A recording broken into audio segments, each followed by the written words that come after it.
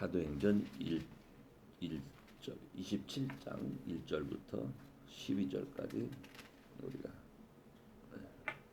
그냥 읽을 때 그냥 읽지만 마시고 어떤 말씀이 우리에게 하나님 주시는 말씀일까 생각하시면서 보시기를 바랍니다. 제가 먼저 1절씩 합니다. 제가 먼저 읽습니다. 우리의 배 타고 이달리아로 갈 일이 작정되매 바울과 다른 죄수 몇 사람을 아구 사도대의 백부장 율리오란 사람에게 맡기니 아시아에는 각처로 가려 하는 아드라무 베노베에 우리가 올라 항해할세 마게도냐의 데살로니가 사람 아리스다고도 함께하니라. 이튿날 시돈에 대니 율리오가 바울을 친절히 하여 친구들에게 가서 대접받음을 허락하더니 또 거기서 우리가 떠나가다가 마사를 피하여 프로베아를 의지하고 항해하여 길리기아와 밤빌리아 바다를 건너 루기아의 무라성에 이르러 거기서 백부장이 이달리아로 가는 알렉산드리아 배를 만나 우리를 오게 하니 배가 더디가 여러 날 만에 간신히 니도 맞은편에 이르러 풍세가 더 허락지 아니하므로 살몬의 앞을 지나 그레데 해안을 의지하고 행선하여 간신히 그 요단을 지나 밀라이라는 곳에 이르니 다시아시에서 가깝더라. 여러 날이 걸려 금식하는 절기가 이미 지났으므로 행선하기가 위태한지라 바울이 저희를 권하여 만일 여러분이여 내가 보니 이번 항해가 바쁨과 비만이 아니라 우리 생명에도 타격과 많은 손해를 끼치리라 하되 백부장이 선장과 선주의 말을 바울의 말보다 더 믿더라. 다같이 그 항구가 가동하기에 불편하므로 거기서 떠나 아무쪼록 베니스에 가서 가동하자 하는 자가 더 많으니 베니스는 그레데 항구라 한편은 동북을 한편은 동남을 향하였더라. 아멘. 여러분이 이 말씀을 읽고 나니까 어떤 말씀이 하나님이 주시는 말씀 같아요? 저도 이 말씀을 이렇게 읽으면서 고민을 했습니다. 기도를 했어요. 하나님 어떤 말씀을 주실까요? 네, 2절에 보면 마게도니아 데살로니가 사람 아리스다고 나옵니다. 지금이야 뭐 미국 워싱턴이 제일 큰 도시니까 별로 뭐 감동이 없는 그런 것이지만은 마게도니아의 데살로니가는 로마가 생기기 이전에는 세계 최대의 도시였겠죠. 그죠? 그러니까 그 당시 사람들에게 마게도니아 사람 하면은 아주 익숙한 도시, 세계 사람들한테. 그런데 이 도시 사람 아리스다고가 등장을 합니다. 그 외에는 율리오가 자기에게 친절을 베풀었다. 뭐 이런 얘기니까 특별히 제가 여기서 뭘 할 게 없어요. 그래서 골로새서에 보면 골로새서 4장에 이렇게 보면 아리스다고가 나와요. 또 나와요. 근데 이 아리스다고가 어떤 사람이냐면 바울과 함께 로마 옥에 같이 갇힌 사람입니다. 저는 이 말씀을 이렇게 묵상하면서 지금 우리가 전도 세미나를 우리가 갖고 있는데 바울의 삶이요 끊임없이 제자 삼는 삶의 연속이에요. 그가 데살로니가에 처음에 갔을 때요 저쪽 2차 전도 여행 때에 그 빌립보에서 쫓겨나가지고 그렇게 가면서 데살로니가로 가잖아요. 아마 그때 만났던 사람 같습니다. 그리고 바울을 그때 만나가지고 바울을 따라다녀요 이 사람. 그래갖고 다시 돌아오는 길에 에베소에 들려가지고 에베소에서 그 전을 그 만드는 사람들 뭐라고 하죠? 그 우상 그걸 만드는 사람들이 막 폭동을 일으키잖아요. 이때에 바울이 피신하고 바울 대신 붙잡혀가지고 곤욕을 치른 사람이 이 사람이에요. 이 아리스다고.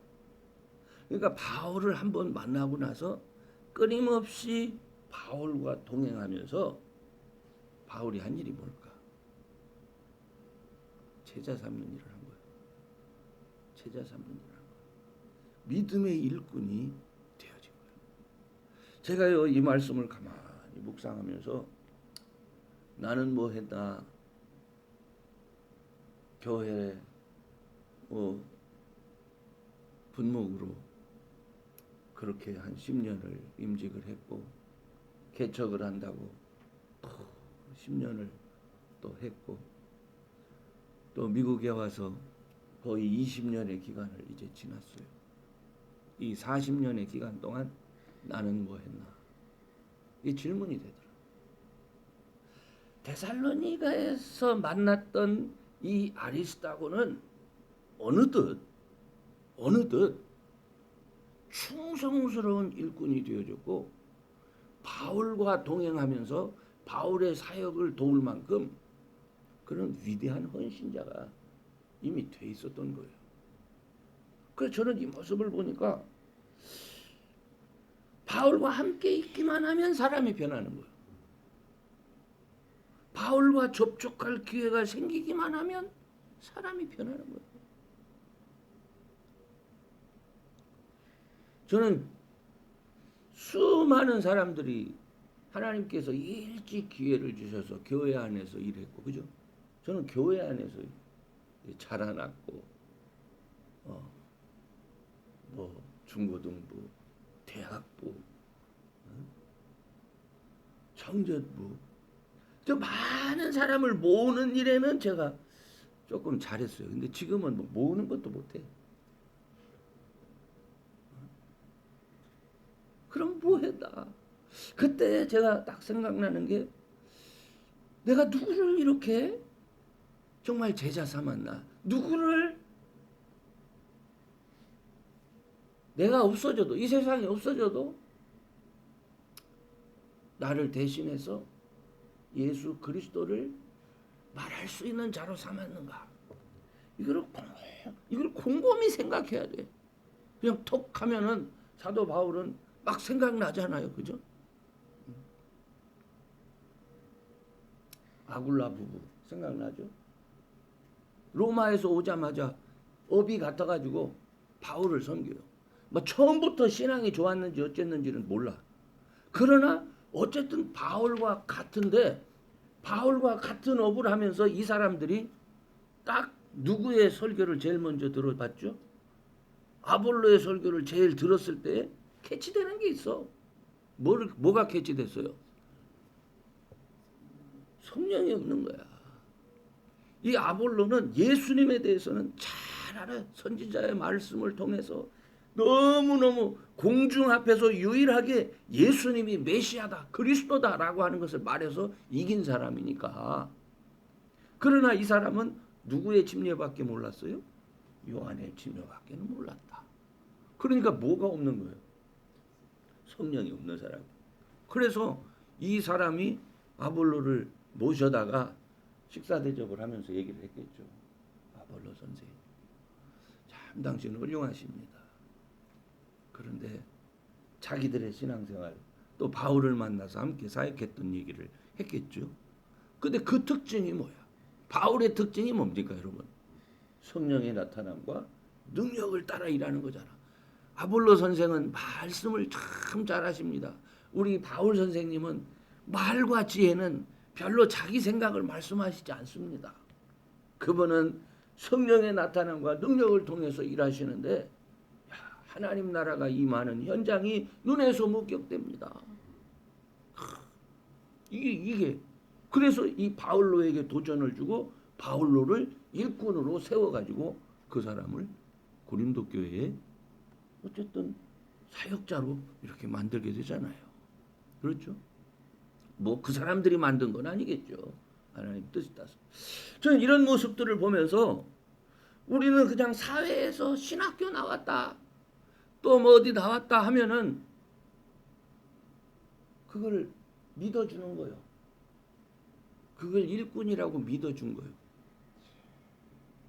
우리가 그렇게 하다 보니까 아볼로 같은 사람도 많고 아볼로보다 못한 사람도 많아. 또 뿐만 아니라 이제 도전이 되는 것이 우리 자신이 내가 없으면 그 자리 누가 하지? 바울은요. 바울이 없어도 그 자리에 바울을 대신할 사람이 많아. 그죠? 장 목사님은 몇 사람이 믿습니까? 그게 이제 막 개척해서 힘을 다하고 있는데 쏙 빠지면 끝이요. 끝이요. 우리 많은 교회가 그 모습이에요 지금. 그러니까 사단이 공격하기가 너무나 쉬워. 목사 한 사람만 치면 끝나는 거야. 그죠? 모든 성도가 벙어리가 됐어. 근데 뭐 제가 그걸 탓하기에 앞서서 내 자신을 생각하고 그럼 나는 벙어리가 아닌가? 나는 복음을 전하는데 훈련된 사람인가? 너무 안타깝고 부족한 거예요. 저는 이 말씀을 이렇게 묵상하면서 그는 기회가 있을 때마다 복음을 전하고 또 하나님께서 그를 사용하시기를 기뻐하는 거예요. 그래서 사도 바울이 사람을 만날 때마다 그 사람들한테 호의를 입습니다. 그죠?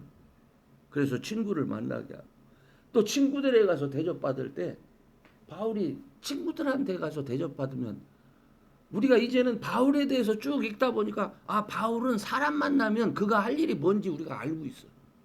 뭐 했을까 궁금할 필요가 없어요. 바울이 그 사람을 만났어? 그러면 틀림없이 예수님 전했을 거야. 그리고 친구들 중에 누가 병든 자가 있고 어려운 일이 있었어? 그러면 예수님의 이름으로 기도했을 거야.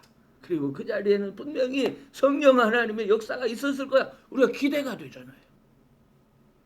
그뿐만이 아닙니다.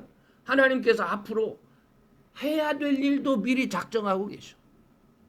오늘 본문에 보니까 이제 우리 여기에서는 안 나오는데 앞으로 유라굴라라는 폭풍이 나오는데 그 폭풍이 나오기에 앞서서 바울이 먼저 얘기를 해요. 그죠? 야, 내가 기도 가운데서 이렇게 봤는데 이번 우리 항해가 별로 안 좋을 것 같다. 좀 안 갔으면 좋겠다 하는 것이 내 입장이요. 그죠?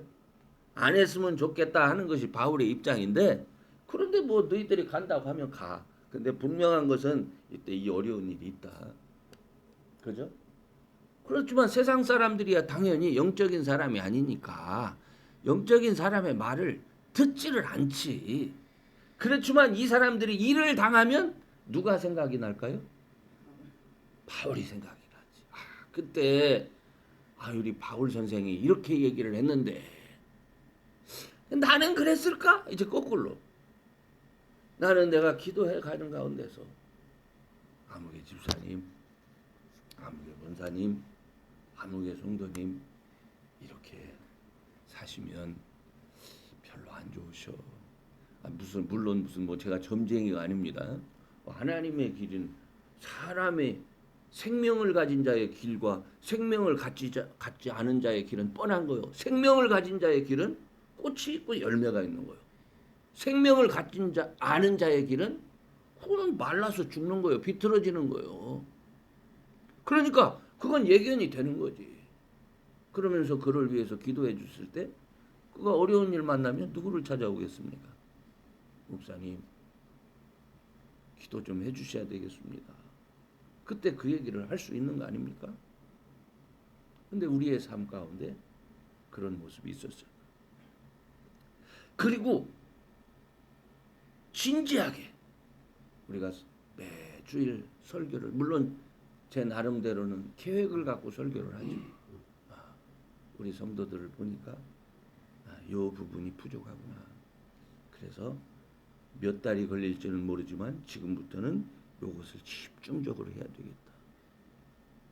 그래서 저는 이렇게 성도들이 말하는 소리를 들어보면 이거는 이제 어느 정도 됐구나 할 때가 있어요. 그러면은 주제를 또 바꿉니다. 요때는 요 말씀을 이제 준비해야 되겠다. 이렇게 하는데 그러나 바울처럼 집중적으로 그렇게 했었나 그런 것들이 너무너무 후회가 많이 되는 겁니다.